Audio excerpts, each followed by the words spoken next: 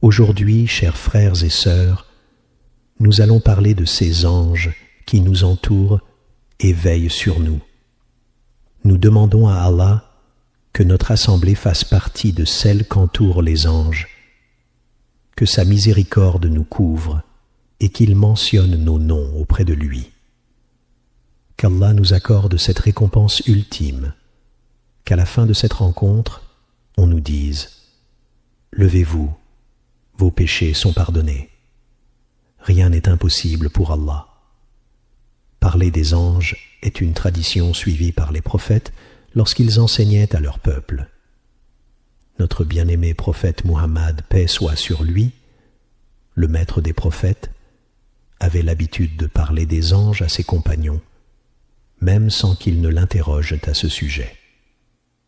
Un jour, alors qu'il était assis avec ses compagnons, comme rapporté par Abu Shaykh dans son ouvrage Al-Azama, le prophète paix soit sur lui leur dit « Allah m'a permis de vous parler d'un ange parmi les porteurs du trône. » Aucun compagnon ne lui avait posé de questions sur les anges ou sur les porteurs du trône. Mais le prophète paix soit sur lui tenait à rappeler à ses compagnons qu'Allah possède des créatures qui l'adorent avec humilité et sans aucun orgueil. Il ajouta « La distance entre le lobe de son oreille et son épaule est de 700 années de voyage. Imaginez la grandeur et la majesté de cet ange. Cela nous rappelle notre petitesse devant la puissance d'Allah et la nécessité de l'adorer avec sincérité et humilité. » Le prophète paix soit sur lui racontait souvent à ses compagnons des récits sur les anges et leur adoration exceptionnelle d'Allah. Dans un hadith rapporté par Abu Dar dans les Sunan, le prophète paix soit sur lui a dit à ses compagnons « Allah possède des anges qui, depuis leur création jusqu'au moment où la trompe sera soufflée, restent debout en adoration. Allah possède également des anges qui, depuis leur création jusqu'au moment où la trompe sera soufflée, restent constamment inclinés. Et Allah possède des anges qui, depuis leur création jusqu'au moment où la trompe sera soufflée, restent prosternés. Le jour où la trompe sera soufflée et que ces anges relèveront la tête pour contempler le visage d'Allah, ils diront « Gloire à toi, ô Allah, nous ne t'avons pas adoré comme tu le mérites vraiment. » Dans un autre hadith, le prophète paix soit sur lui a dit à ses compagnons « Le ciel grince, et il a bien raison de grincer. Il n'y a pas un espace grand comme 4 doigts dans le ciel sans qu'un ange ne s'y trouve, prosterné, le front posé au sol pour Allah. » Le terme « grincement » ici désigne un son similaire à celui produit par une selle neuve posée sur un chameau lorsqu'un cavalier lourd y monte. Cette selle, faite de planches attachées par des cordes et des tissus, produit un son spécifique lorsqu'elle est neuve et qu'on y exerce une pression. Ainsi, le prophète paix soit sur lui explique que le ciel est tellement rempli d'anges en adoration qu'il en grince sous leur poids. Chaque espace, aussi petit soit-il, est occupé par un ange prosterné devant Allah. Parler des anges était une habitude constante du prophète paix soit sur lui lorsqu'il enseignait à ses compagnons. Il ne se contentait pas de leur raconter leurs actes d'adoration, mais il leur ordonnait aussi de prendre exemple sur eux dans leur dévotion et leur humilité.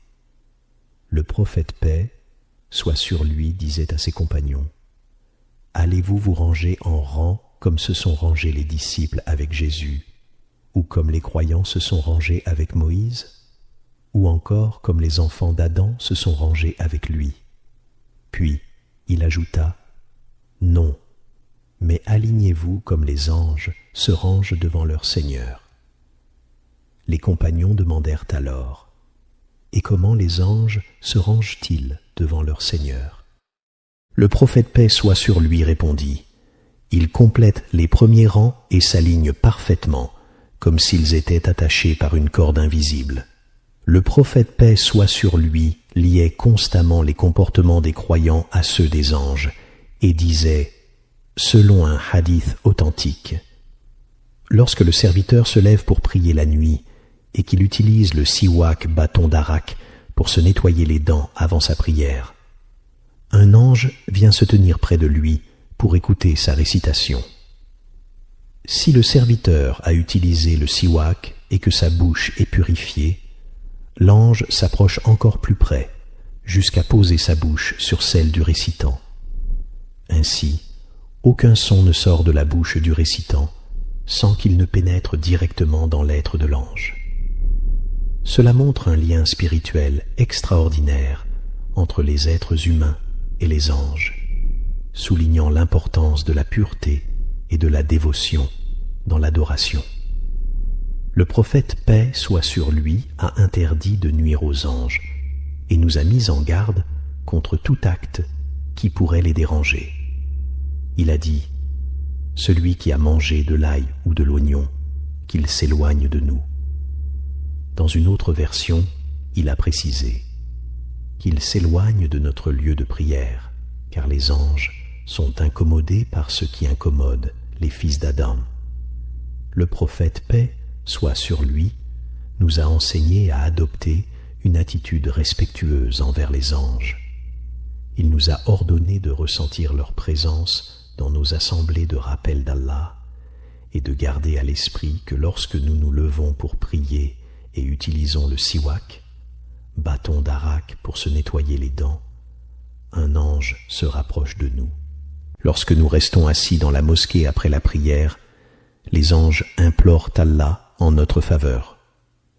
Le prophète paix soit sur lui a dit, lorsque l'un d'entre vous prie, puis reste assis à sa place après la prière, les anges continuent de dire, ô Allah pardonne-lui, ô Allah fais-lui miséricorde, tant qu'il ne se lève pas ou ne commet pas un acte qui annule cette récompense.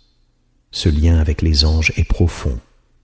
Ils prient avec nous, ils nous entourent pendant nos prières et nos moments de dévotion.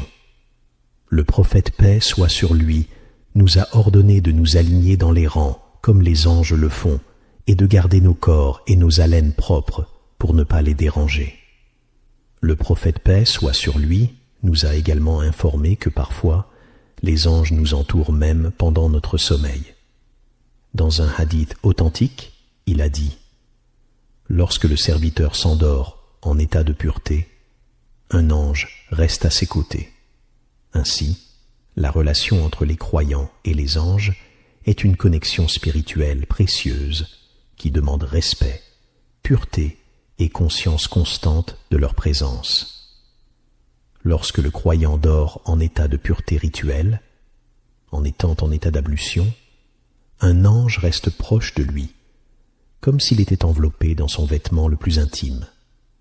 Les linguistes expliquent que les vêtements d'une personne sont divisés en deux types, le shi'ar et le ditar. Le shi'ar désigne le vêtement qui est directement en contact avec la peau, tandis que le ditar est le vêtement porté par-dessus. C'est ce que le prophète paix soit sur lui a illustré lorsqu'il a parlé aux Ansar après la bataille de Hunayn.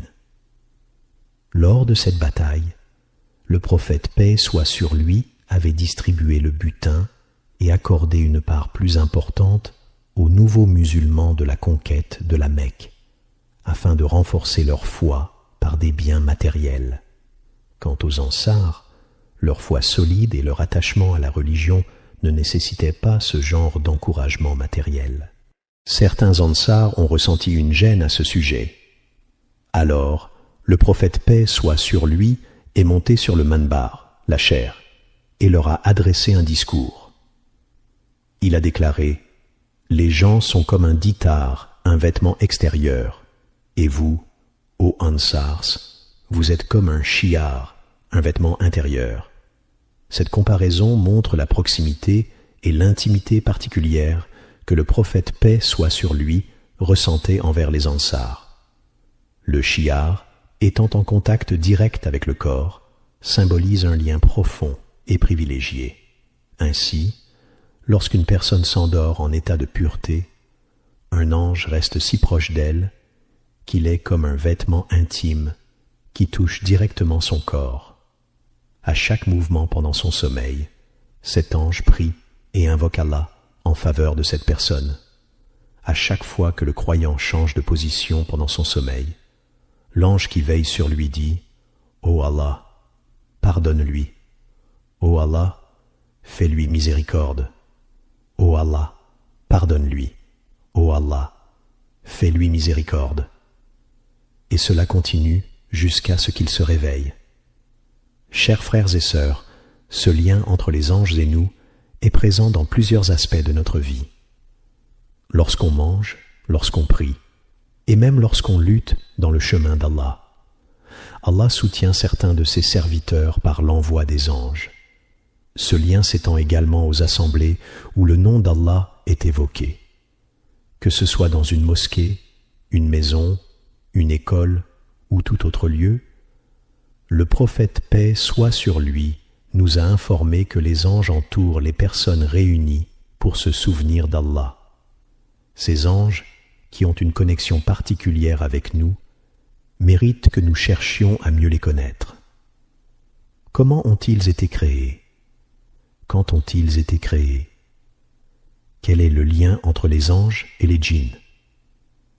Iblis faisait-il partie des anges à l'origine ou non? Quelle est l'intensité de leur adoration envers Allah? Quelles sont les choses qui les dérangent?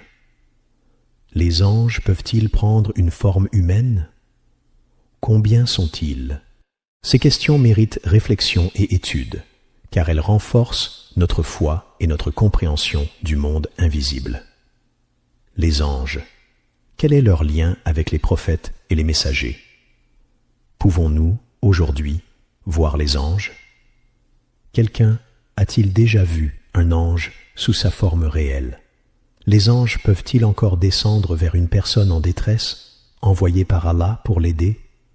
Chers frères et sœurs, prenons le temps de répondre à ces questions à travers 4 points essentiels. Premier point, la création des anges.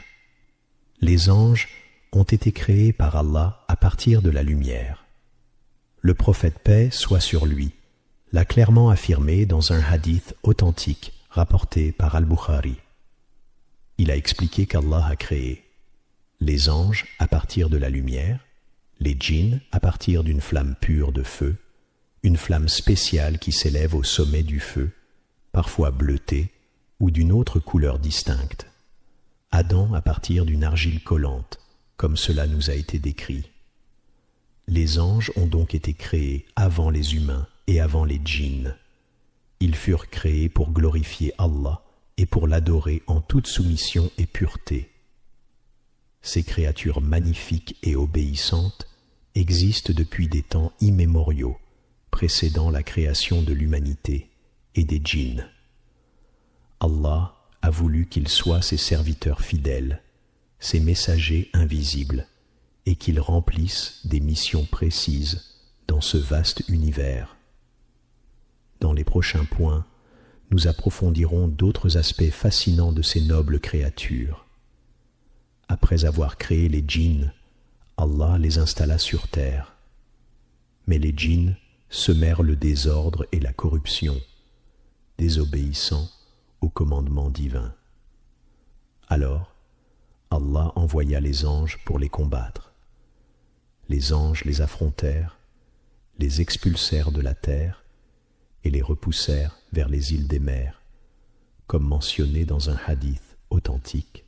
Ensuite, Allah dit aux anges, « Je vais établir un calife, un successeur sur terre, faisant référence à la création de l'être humain. » Les anges répondirent avec étonnement, « Vas-tu y placer quelqu'un qui sèmera la corruption et fera couler le sang, alors que nous te glorifions, te louons et proclamons ta sainteté. » Les anges faisaient référence à ce qu'ils avaient déjà vu des djinns sur terre, leur corruption et leurs crimes. Ils s'interrogeaient sur la nécessité d'une autre créature capable de causer les mêmes ravages. Mais Allah leur répondit, « Je sais ce que vous ne savez pas ».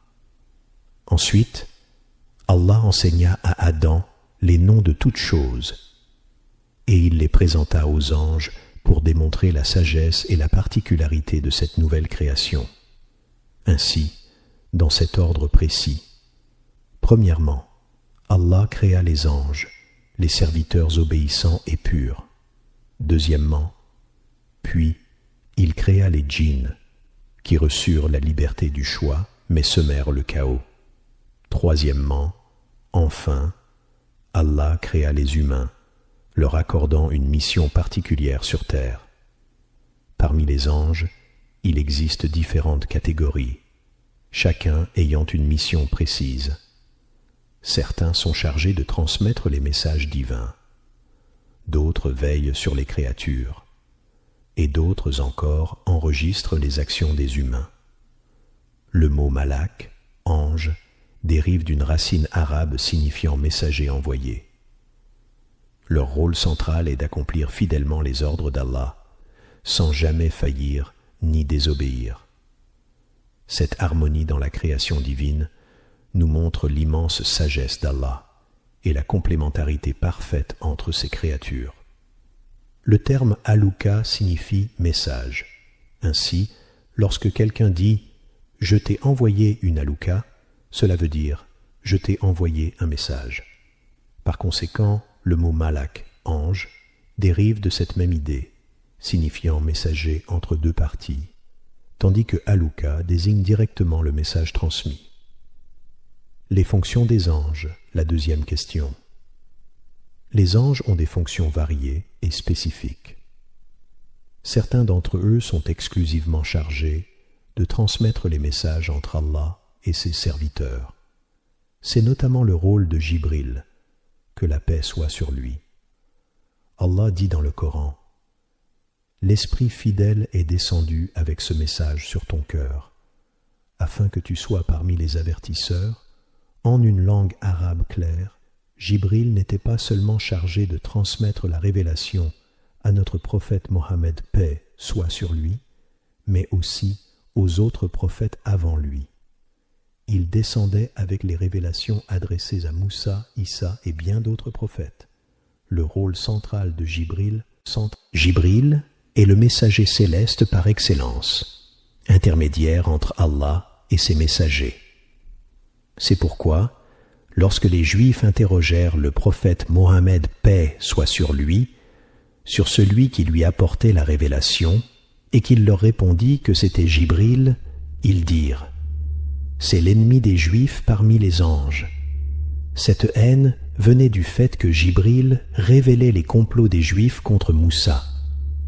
Par exemple, lorsqu'Allah convoqua Moussa au mont Tour pour recevoir les tables de la loi, la Torah, et s'entretenir avec lui, Jibril informa Moussa des troubles causés par son peuple en son absence, notamment par le biais de Samiri qui avait égaré les enfants d'Israël. La sagesse derrière la mission de Jibril. Le rôle de Jibril montre l'importance cruciale des anges dans la chaîne de communication divine. Ils ne sont pas simplement des créatures zélées, mais des êtres dévoués, dotés d'une mission précise et d'une loyauté inébranlable envers Allah. Ainsi, comprendre le rôle de Jibril et des anges nous permet de mieux saisir l'importance du lien entre le ciel et la terre, entre Allah et ses messagers, et enfin entre Allah et nous, ses serviteurs. Les enfants d'Israël commettaient régulièrement des actes de désobéissance, et Jibril informait Moussa de leurs méfaits. Moussa revenait alors vers son peuple, déjà conscient de leurs mauvaises actions. C'est pourquoi les Juifs prirent Jibril pour ennemi et dirent « C'est l'ennemi des Juifs parmi les anges ». Allah révéla alors « Quiconque est ennemi de Jibril, c'est lui qui l'a fait descendre sur ton cœur avec la permission d'Allah. Jibril, le chef des anges messagers. Jibril est le principal messager entre Allah et ses prophètes. Cependant, il n'est pas le seul ange chargé de cette mission. Allah a parfois envoyé d'autres anges comme messagers à ses prophètes. Malgré cela, Jibril reste le plus grand et le plus éminent d'entre eux. Dans un hadith rapporté par At-Tirmidhi et mentionné par Abu Shaykh, il est raconté qu'un jour, alors que Jibril parlait avec le prophète Mohammed, paix soit sur lui, le ciel s'ouvrit et un ange descendit. À cette vue, Jibril se recroquevilla avec humilité et s'assit par respect. Lorsque cet ange arriva devant le prophète, paix soit sur lui, il dit « Ô Mohammed, Allah m'a envoyé pour te donner un choix. Veux-tu être un prophète roi ou un prophète serviteur ?» Les deux types de prophètes. Les prophètes se divisent en deux catégories. Les prophètes rois, comme Sulayman, que la paix soit sur lui. Oh, il était roi et prophète, entouré d'une armée, de serviteurs et d'un immense pouvoir. Oh, personne n'osait le traiter de fou, de sorcier ou de menteur, car il disposait d'une autorité absolue. Oh, Sulayman n'a jamais souffert de la faim au point d'attacher une pierre à son ventre, contrairement à certains autres prophètes. Les prophètes serviteurs, ils vivaient dans l'humilité et la simplicité, supportant les épreuves avec patience. La sagesse divine dans le choix des prophètes. Allah choisit pour chaque prophète un rôle adapté à sa mission. Qu'il soit roi ou serviteur, tous sont unis par leur engagement à transmettre le message divin et à guider leur communauté avec sagesse et compassion. Le prophète Daoud, paix soit sur lui, était également un roi. Mais parmi les prophètes, il y en a qui étaient des serviteurs de Dieu. Un prophète, cela signifie qu'il faisait partie des gens ordinaires. Il avait faim comme eux, il avait soif comme eux. Parmi eux, il y a notre prophète Muhammad, paix et bénédiction sur lui. Gloire à celui qui a fait voyager son serviteur, le prophète, pendant la nuit. Un jour, ce roi demanda à notre prophète, paix et bénédiction sur lui. Veux-tu être un prophète et un roi, ou veux-tu être un prophète et un serviteur? L'ange Gabriel lui suggéra de rester humble, et le prophète répondit, « Je préfère être un prophète et un serviteur. » Ensuite, ce roi monta au ciel, et Gabriel expliqua au prophète, « Ce roi n'est jamais descendu sur terre avant aujourd'hui. » Le prophète répondit, inquiet, « Pourquoi ai-je tremblé et eu peur? Je pensais que l'heure était arrivée. » Le hadith, parole authentique, mentionne ce détail dans plusieurs contextes, non seulement dans la grandeur des choses, mais aussi dans d'autres situations. Les prophètes ne recevaient pas seulement leur message par Gabriel. Il y avait d'autres anges envoyés aux prophètes avec des révélations. Cependant, Gabriel est le plus célèbre d'entre eux. C'est lui que Dieu a envoyé à Marie lorsqu'il dit « Nous lui avons envoyé notre esprit, et il se présenta à elle sous la forme d'un homme parfait. » Cela signifie notre esprit, ce qui fait référence à notre envoyé, notre messager, notre serviteur, Gabriel. Le terme « esprit » utilisé pour Gabriel signifie un messager envoyé, comme dans le verset où il est dit « Les anges et l'esprit descendent », en référence à la nuit du destin, la nuit où le Coran a été révélé. Les anges descendent, et Gabriel, paix sur lui, est l'un des plus grands parmi eux. Il est envoyé par Dieu vers ceux qu'il choisit parmi les prophètes. Gabriel n'est pas seul dans sa mission. Il y a d'autres anges avec lui, mais il est le chef. De même, Michel, paix sur lui, n'est pas seul responsable de la pluie.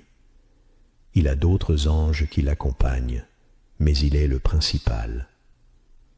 Parmi les anges, il y en a aussi un qui est chargé de souffler dans le corps.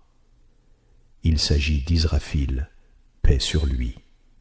Le prophète Muhammad, paix et bénédiction sur lui, demanda un jour à Gabriel, selon un récit rapporté par Al-Ghazali dans son livre Ihya Ulum ad-Din, sans mentionner de chaîne de transmission, pourquoi il ne voyait jamais Israfil sourire. Gabriel répondit que cela faisait des siècles qu'Israfil ne souriait plus, depuis la création du feu de l'enfer. Cela montre la grandeur et la crainte qu'ils ont de Dieu. Le prophète Muhammad, paix et bénédiction sur lui, raconte dans un hadith rapporté par Al-Bukhari: « Comment puis-je être heureux alors que celui qui tient le cornet a déjà placé sa bouche sur le corps ? Le corps, ou sur, est un instrument utilisé par l'ange Israfil pour souffler lorsque l'heure de la fin des temps arrivera. Ce corps est appelé ainsi car il ressemble au corps d'un animal. Si vous prenez un corps de mouton, par exemple, il est large à la base et devient plus petit vers le sommet.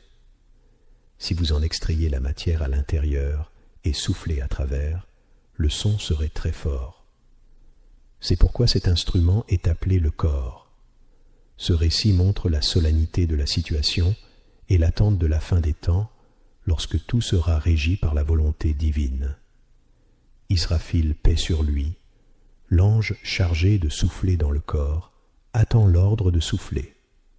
Le prophète Muhammad, paix et bénédiction sur lui, explique que l'ange Israfil a déjà placé sa bouche sur le corps, prêt à souffler, et il attend l'ordre de Dieu.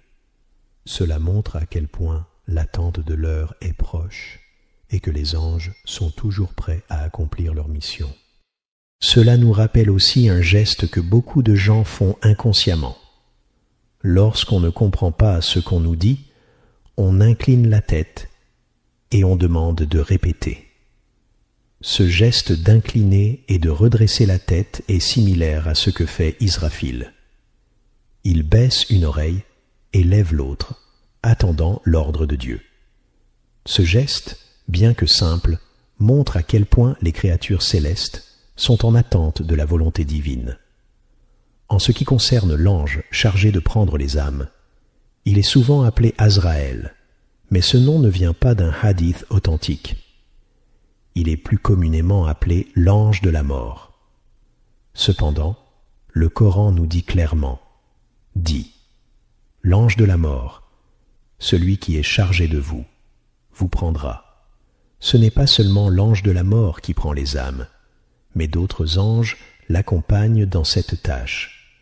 Comme le dit Dieu dans le Coran, ils sont nos envoyés, et ils ne négligent en rien. Cela signifie qu'il y a plusieurs anges qui assistent dans l'accomplissement de cette mission. Le prophète Muhammad, paix et bénédiction sur lui, nous enseigne que l'ange de la mort a des assistants, et Dieu lui accorde la puissance qu'il souhaite. Une histoire rapportée dit que le prophète Sulayman, paix sur lui, était un jour assis sur son trône, entouré de ses ministres, lorsqu'il eut une rencontre avec cet ange. Cela montre à quel point le pouvoir de Dieu s'étend à toutes les créatures célestes et qu'ils accomplissent tous leur rôle avec précision. Un jour, un homme entra auprès du prophète Sulayman, paix sur lui. Il le regarda, ainsi que son ministre, d'un air étonné et un peu effrayé. Lorsqu'il sortit, ce ministre, un vieil homme, s'adressa à Sulayman en lui demandant qui était cet homme. Il expliqua qu'il avait été effrayé par les regards qu'il avait échangés avec lui. Sulayman lui répondit « C'était l'ange de la mort. » L'homme, rempli d'inquiétude, dit alors « Ô prophète de Dieu, je t'implore au nom de Dieu, ordonne à la vent de m'emporter vers l'endroit le plus lointain, car je crains que cet ange vienne prendre mon âme. » Sulayman, paix sur lui, lui répondit « N'aie crainte. » L'homme insista « Je t'en prie, au nom de Dieu, ordonne à la vent de m'emporter jusqu'en Inde. » Sulayman, paix sur lui, était alors en Palestine, et l'Inde était très éloignée. À l'époque, on disait que le vent mettait un mois pour aller en Inde, tout comme il lui en fallait un autre pour en revenir. Ce voyage était extrêmement rapide pour l'époque. L'homme demanda donc à Sulayman, paix sur lui, d'envoyer le vent, qui emporterait sa demande jusque là-bas, avant le début de l'après-midi. Sulayman, paix sur lui, obéit à la demande de l'homme, et par ordre de Dieu, le vent emporta l'homme jusqu'en Inde. Il arriva avant le début de l'après-midi. Le lendemain, l'ange de la mort se présenta à Sulayman, paix sur lui. Ce dernier lui dit, « Tu as pris cet homme avant même qu'il n'arrive au moment où il pensait être à l'abri. » L'ange répondit que Dieu, dans sa sagesse, avait voulu que l'âme de cet homme soit prise avant qu'il n'arrive là où il avait espéré fuir. Hier, j'ai effrayé mon ami. Il m'a dit, « Ne me reproche pas, ô prophète de Dieu. » Je lui ai demandé pourquoi, et il a répondu, « Dieu m'a ordonné de prendre l'âme de cet homme après le midi, en Inde. J'étais donc étonné de le voir avec toi ce matin en Palestine. Je lui ai demandé ce qu'il avait fait ensuite, et il a expliqué. Je suis allé là où Dieu m'avait ordonné de prendre son âme, et là je l'ai trouvé en train de m'attendre. J'ai donc pris son âme en Inde. Cela fait partie des récits concernant l'ange de la mort. Un autre récit authentique que rapporte le livre de Sahih al-Bukhari raconte que Dieu envoya l'ange de la mort pour prendre l'âme de Moussa, paix sur lui. Lorsque l'ange arriva et lui dit qu'il devait prendre son âme, Moussa le frappa, et l'ange perdit un œil. L'ange de la mort monta alors vers Dieu et lui dit, « Ô mon Seigneur, tu m'as envoyé vers un serviteur qui ne voulait pas mourir. » Dieu répondit à l'ange, « Ô Moussa, veux-tu éviter la mort? Pose ta main sur le dos d'un bœuf blanc ou noir, et pour chaque poil sous ta main, tu vivras 1 année. » Moussa, paix sur lui, répondit, « Ô mon Seigneur, et après ces années ?» Dieu répondit, « Ensuite, la mort. » Ce récit nous rappelle la puissance de Dieu sur la vie et la mort, et comment tout est entre ses mains, même les désirs et les actions des créatures, aussi puissantes qu'elles soient.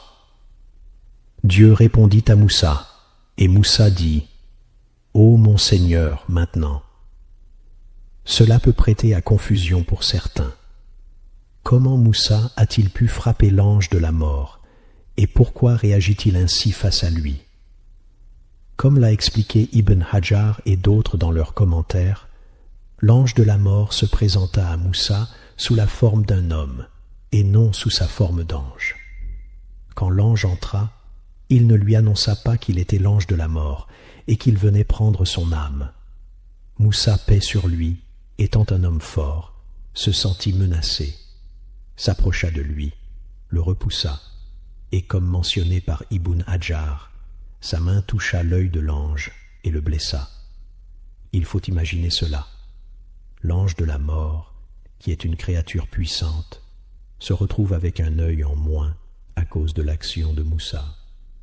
Il faut noter que l'ange de la mort, dans cette scène, était sous la forme d'un homme, mais sa véritable forme reste inconnue de nous, car seul Dieu connaît sa véritable apparence. Il est également rapporté une autre histoire entre Moïse et l'ange de la mort. Il faut imaginer cela. L'ange de la mort, qui est une créature puissante, se retrouve avec un œil en moins à cause de l'action de Moussa.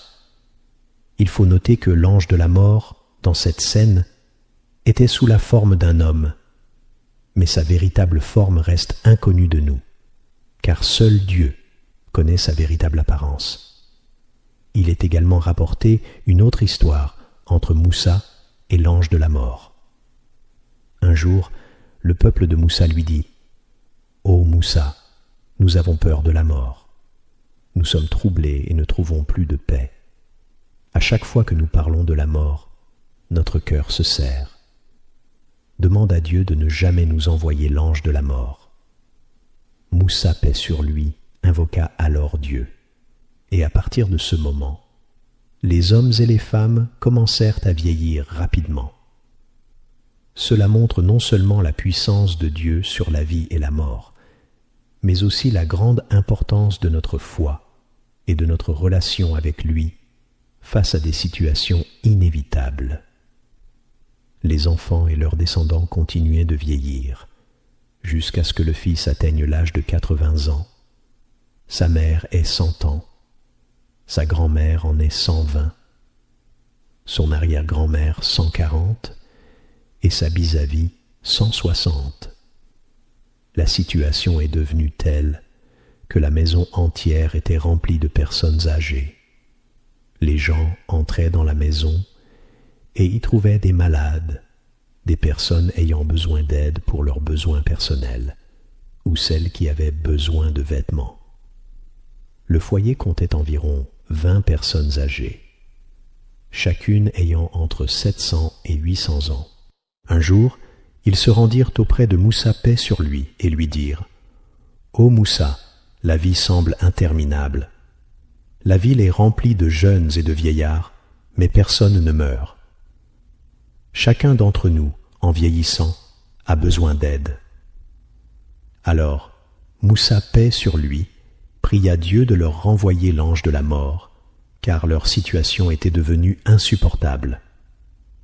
Cela fait partie des récits de Bani Israël, mais l'enseignement ici est de rappeler que l'ange de la mort, comme d'autres anges, a des tâches précises et qu'il exerce sa fonction en harmonie avec le décret divin. Par exemple, certains exégètes expliquent que chaque goutte de pluie envoyée par Dieu est accompagnée par un ange, comme mentionné dans le verset qui dit « Et nous ne la faisons descendre que par mesure et avec connaissance. » L'ange place chaque goutte de pluie à son endroit précis sur la terre, comme l'a mentionné le savant Al-Hafidh al-Hakimi dans son commentaire sur Al-Silm al-Wusul et d'autres ouvrages. Parmi les anges, certains ont pour tâche de réguler la pluie, d'autres sont chargés d'écrire les actions des êtres humains. Dieu dit dans le Coran « Et vous avez des anges qui veillent sur vous, des anges honorables, des scribes, qui savent ce que vous faites. » Dieu dit aussi « Nous écrivons ce que vous faisiez. » Cela signifie que tout est écrit et enregistré pour chaque être humain. Il existe aussi des anges chargés de protéger les gens. Dieu dit « Il a des anges protecteurs devant lui et derrière lui, qui le protègent par ordre de Dieu. » Cela montre que ce sont des anges envoyés par Dieu pour protéger ses serviteurs des maux. Par exemple, lorsque quelqu'un dort, même dans le désert, il peut se réveiller sans que des insectes ou des nuisibles n'aient pénétré ses oreilles ou son nez. Dieu envoie des anges pour le protéger jusqu'à ce qu'il se réveille en toute sécurité. Lorsque quelqu'un rencontre une épreuve ou une difficulté, les anges le protègent jusqu'à ce que le décret divin du destin se réalise, au moment de la mort, où les anges se retirent. Une autre tâche des anges est de suivre les assemblées de mémoire, comme celle dans laquelle nous sommes, et nous demandons à Dieu qu'il nous en fasse partie. Une autre fonction des anges est de rendre un culte à Dieu. Le prophète, paix et bénédiction sur lui, a dit que la maison sacrée dans le ciel, la maison Al-Mamour, est visitée chaque jour par 7000 anges. Les anges prient dans cette maison sacrée, puis ils en sortent et ils ne reviendront pas avant le jour du jugement. Cette maison est un lieu céleste que Dieu a créé et a ordonné aux anges de visiter, tout comme nous visitons la maison de Dieu sur terre, la Kaaba. Chaque jour, 7000 anges y entrent, prient, puis sortent. Le lendemain, 7000 autres anges entrent, prient, puis sortent à leur tour, et ainsi de suite. Cela montre le nombre incalculable d'anges, car chaque jour, 7000 d'entre eux y entrent. Cela vous donne une idée de l'immensité du monde des anges et de la grandeur de leur rôle. Concernant la relation entre les anges et les humains, ainsi que les anges et les prophètes, elle est vaste et multiple. Les anges ont un rôle direct avec les prophètes. Ils descendent avec la révélation de Dieu pour les prophètes. De plus, les anges protègent les prophètes. Dieu dit dans le Coran, « Et quand vous imploriez votre Seigneur, il vous répondit, « Je vais vous envoyer 1000 anges pour vous soutenir. Puis il en envoya 3000, et finalement il vous envoya 5000 anges si vous persévérez et êtes pieux.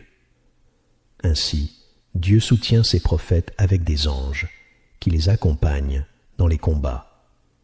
Cela s'est particulièrement manifesté lors de la bataille de Badr.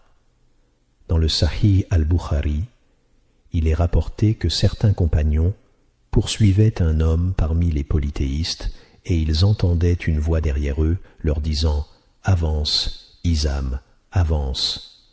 Quand un compagnon leva son épée pour frapper ce polythéiste, sa tête se détacha soudainement. Il comprit alors que c'était un ange qui avait tué ce polythéiste. Les anges combattent aux côtés des prophètes et les protègent, comme il est mentionné dans la biographie du prophète paix et bénédiction sur lui. Lors de la bataille d'Uhud, Dieu envoya l'ange Jibril et l'ange Mikaïl se tenir à droite et à gauche du prophète pour le défendre. Dieu, dans sa grande sagesse, le protège ainsi, en envoyant des anges pour lui venir en aide. Il est également rapporté que, avant l'hégire, alors que le prophète paix et bénédiction sur lui priait près de la Kaaba, Abu Jahl s'approcha d'un groupe de polythéistes qui se trouvaient là. Il leur dit « Vous laissez Muhammad prier devant vous et vous restez silencieux. Que faites-vous » Ils lui répondirent « Que devons-nous faire ?» Il dit « Par Dieu, si je le vois prier devant moi, je mettrai mon pied sur son cou. » Peu après, le prophète, paix et bénédiction sur lui, arriva.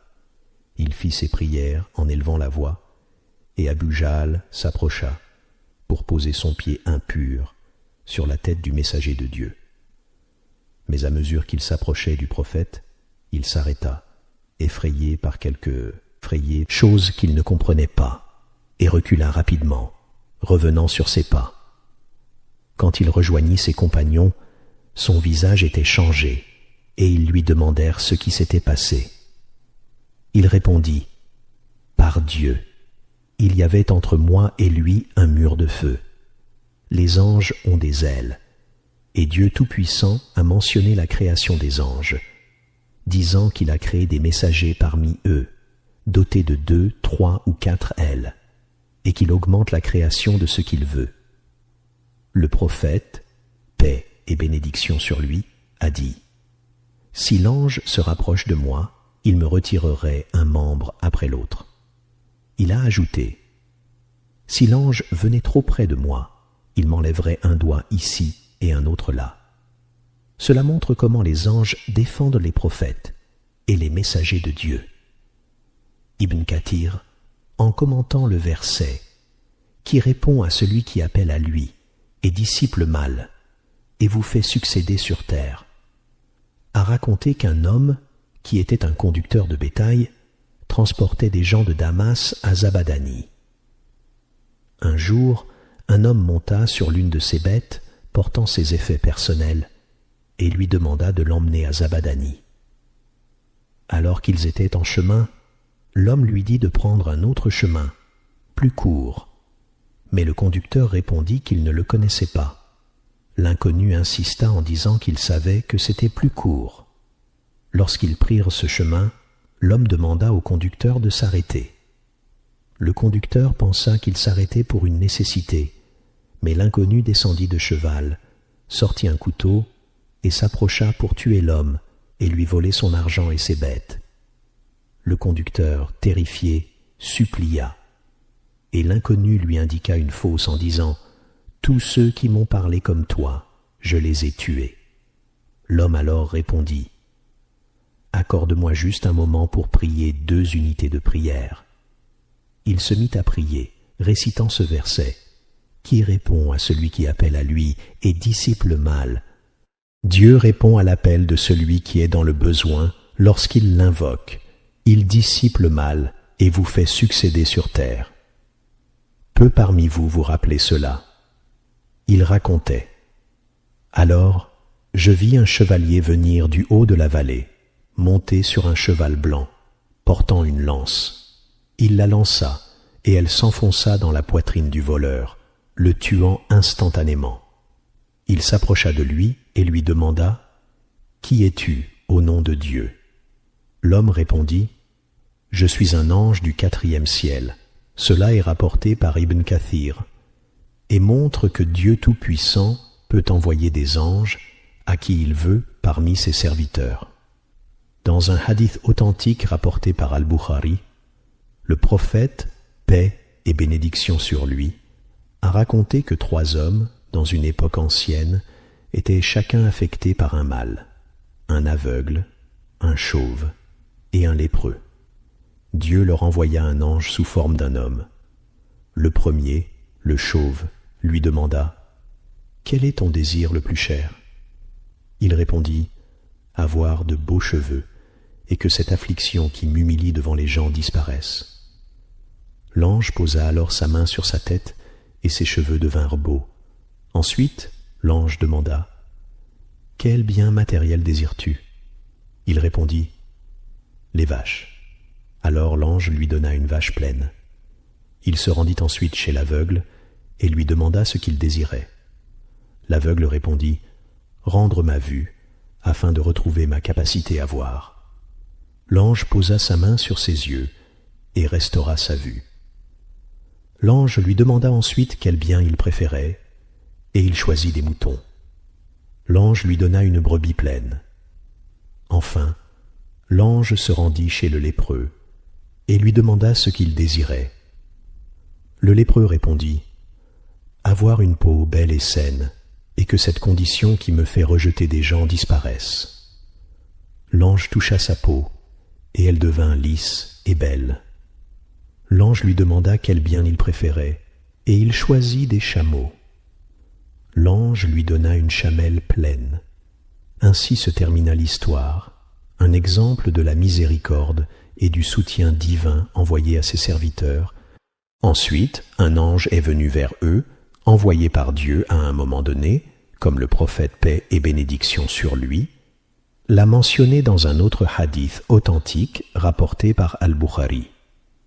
Il raconte qu'un homme rendit visite à un frère dans un autre village. Alors Dieu envoya un ange sur son chemin. L'ange lui demanda « Où vas-tu » L'homme répondit « Je vais rendre visite à mon frère. » L'ange lui demanda « As-tu une bénédiction, une fortune qui t'incite à lui rendre visite ?» Ce hadith montre que Dieu envoie parfois des anges à des humains pour les aider, que ce soit pour soutenir les croyants dans la lutte ou pour d'autres raisons. Cela ne signifie pas, cependant, que lorsqu'une personne voit quelque chose de particulier, elle doit immédiatement penser qu'il s'agit d'un ange. Parfois, certaines personnes exagèrent et se mettent à imaginer qu'elles sont constamment accompagnées d'anges. Il est important de ne pas ouvrir cette porte à l'imagination. Nous parlons ici de ce qui est mentionné par les savants, qui nous ont enseigné que les anges continuent à interagir avec les humains. Ils peuvent descendre, quand Dieu le veut, pour soutenir ceux qu'il choisit parmi ses serviteurs. Mais cela ne signifie pas que chaque phénomène étrange dans la vie d'une personne soit nécessairement un signe de la présence d'un ange. Il est aussi important de souligner que certains ne doivent pas être adorés ou invoqués à la place de Dieu. Par exemple, certains mystiques ont exagéré en vénérant le corps d'Abd al-Qadir al-Jilani, un homme vertueux et pieux, enterré en Irak. Bien qu'il ait été un homme juste et un véritable monothéiste, il n'était pas acceptable de lui rendre un culte ou de l'invoquer à la place de Dieu. Il était une fois, lorsqu'Abd al-Qadir al-Jilani se perdit dans le désert et ressentit une grande soif, il aperçut des lumières au-dessus de lui. Il entendit alors une voix qui lui disait « Ô Abd al-Qadir al-Jilani, je suis ton Seigneur, ou je suis un ange envoyé par Dieu, pour te dire que Dieu t'a permis ce qui était auparavant interdit pour toi.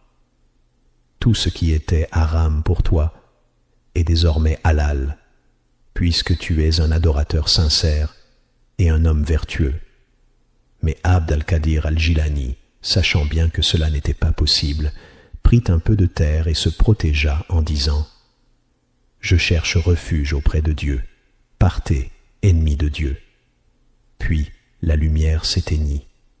Une voix se fit alors entendre, disant « Ô Abd al-Qadir, tu m'as échappé par ta connaissance, ce n'est pas à cause de la quantité de tes adorations. Par cette ruse, j'ai égaré plus de 70 adorateurs avant toi. » Et c'était Satan qui, sous cette forme, tentait de le tromper pour l'amener à commettre des péchés et à considérer des choses interdites comme permises. Cela montre qu'il arrive que certains anges soient envoyés à ceux que Dieu choisit parmi ses serviteurs. Mais comme je l'ai mentionné, cela ne signifie pas qu'une personne puisse commencer à imaginer ou à interpréter chaque événement comme un signe d'une présence angélique. Ces phénomènes ont été rapportés par le prophète, paix et bénédiction sur lui.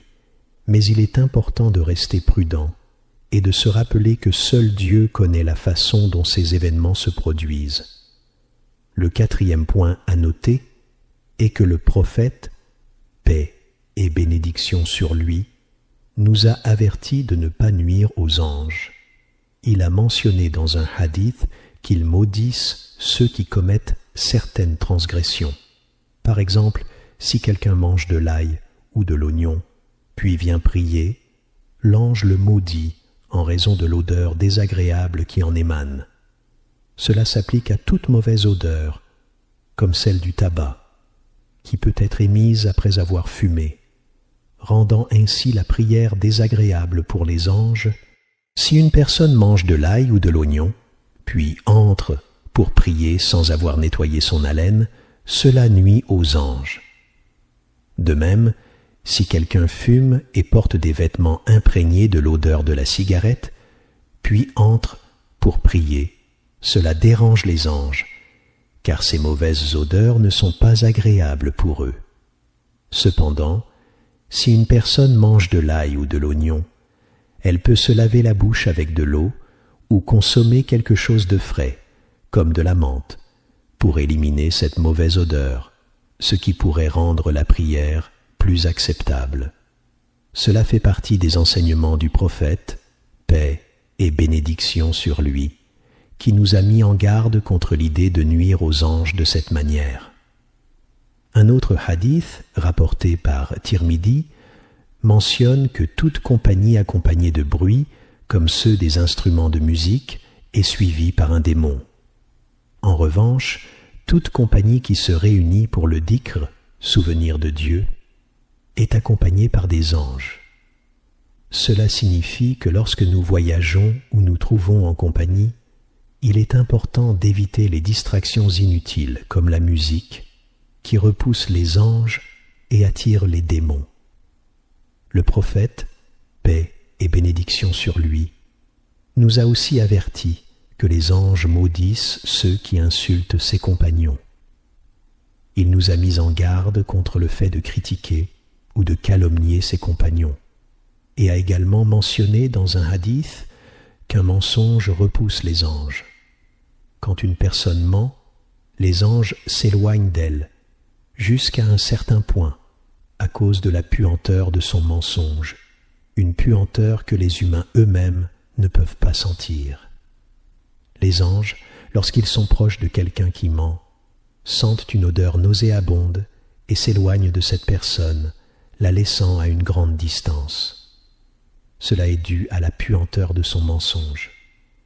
Le prophète, paix et bénédiction sur lui, était conscient de cette réalité et prenait soin de respecter ses principes. Lorsqu'on lui demanda si l'ail ou l'oignon étaient interdits, il répondit que ces aliments étaient permis, mais il ajouta qu'il évitait de les manger, par respect pour le fait qu'il était en communication avec l'ange Jibril, qui serait dérangé par l'odeur de ces aliments. Ainsi, bien que leur consommation soit permise, le prophète, paix et bénédiction sur lui, ne les mangeait pas, en raison de la proximité des anges avec lui. De plus, les anges ne pénètrent pas dans une maison où se trouve un chien ou une image. Si les anges ne sont pas présents, il est probable que les démons y pénètrent à la place. Ici, les images en question peuvent être interprétées de différentes manières. Sont-elles les photos courantes que l'on trouve dans les cartes d'identité, les passeports ou encore sur l'argent? Ou s'agit-il des images prises avec une caméra pour des souvenirs? L'interdiction concerne principalement les images des êtres vivants, telles que celles accrochées au mur ou les statues. En effet, il est plus probable que le prophète, paix et bénédiction sur lui, faisait référence aux statues et à ces types d'images, car elles sont associées à des représentations d'êtres vivants. Certains savants expliquent que les images accrochées sur les murs, bien qu'elles ne projettent pas d'ombre, sont également interdites. En effet, il est unanimement reconnu que les statues et figurines sont interdites. Par exemple, si quelqu'un place une statue représentant un cheval, un cerf, ou même une image de lui-même ou de ses enfants, cela n'est pas permis.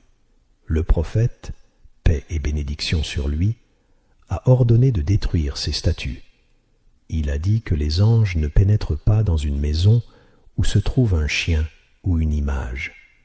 En ce qui concerne les chiens, si un individu en possède un, ce n'est permis que dans certains cas, pour la garde, la chasse ou la garde des troupeaux. Ces 3 exceptions sont les seules où il est permis d'avoir un chien. Toutefois, si quelqu'un garde un chien simplement pour le plaisir ou comme animal de compagnie, cela n'est pas permis. Cela devient un véritable problème, car malheureusement, ce phénomène se répand de plus en plus. Par exemple, il y a environ 10 ans, j'ai lu un rapport concernant le Danemark, où la population est d'environ 4,5 millions de personnes. Ce pays possède 600 000 chiens, ce qui signifie qu'il y a presque un chien pour chaque famille. Il est clair que cela représente un vrai problème. Il y a quelque temps, une personne m'a demandé « Oh, cheikh, mon frère adore élever des chats et des chiens. » J'ai répondu « Comment ça ?» Il a précisé « Il possède 13 chiens et 23 chats. » Un homme élevait des chats et des chiens dans son jardin. Il se rendait dans les endroits qui vendent du poulet abattu, récupérait les restes comme les entrailles, le foie, la tête et les pattes, et les ramassait chaque jour. Il les apportait chez lui pour nourrir ses animaux, pensant qu'il agissait ainsi pour les faibles et les pauvres. Cependant, ces chiens commençaient à déranger les voisins avec leurs aboiements. Pour y remédier, l'homme a eu l'idée de leur mettre des masques et de les attacher pour les empêcher de déranger la nuit. Le prophète, paix et bénédiction sur lui, a dit que les anges ne pénètrent pas dans une maison où il y a un chien ou une image. En respectant les anges, nous ne devrions pas adopter de telles pratiques. Le prophète a aussi dit « Celui qui garde un chien, autre qu'un chien pour la garde, la chasse ou la garde des troupeaux, verra son rang diminuer dans la récompense d'Allah. Si quelqu'un garde un chien, autre que pour la garde, la chasse ou la garde du bétail, il perd chaque jour un kirat de sa récompense. Et le kirat est comparable à la montagne Uhud. Cela montre clairement qu'il n'est pas permis d'élever un chien sans raison valable, car ce chien empêche les anges d'entrer dans la maison. Tous ces aspects font partie de notre relation avec les anges. Ces anges, le jour du jugement, côtoieront les croyants au paradis, comme Allah le décrit dans le Coran. Les anges entreront auprès d'eux par toutes les portes, leur disant « Salam alaykoum » pour ce que vous avez enduré, quelle excellente récompense pour votre patience. De même, Allah dit « Ceux qui disent « Notre Seigneur est Allah », puis se maintiennent fermes, les anges descendront sur eux. Cela signifie que les anges